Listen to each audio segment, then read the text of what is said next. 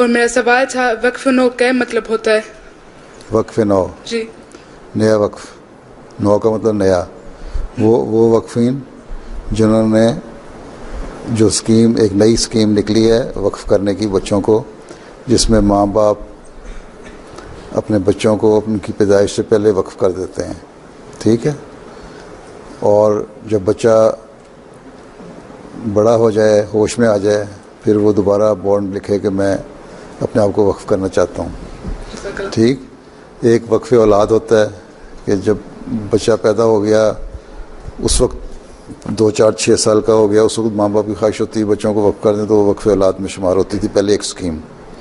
ये वक्फ नौ ये थी कि ऐसी स्कीम जो नई स्कीम है वक्फ करने की, और उसमें यह है कि पैदाइश से पहले अपने आप को माँ बाप अपने बच्चों को वक्फ करें, फिर बच्चा बड़े होकर अपने बॉन्ड को रिन्यू करे।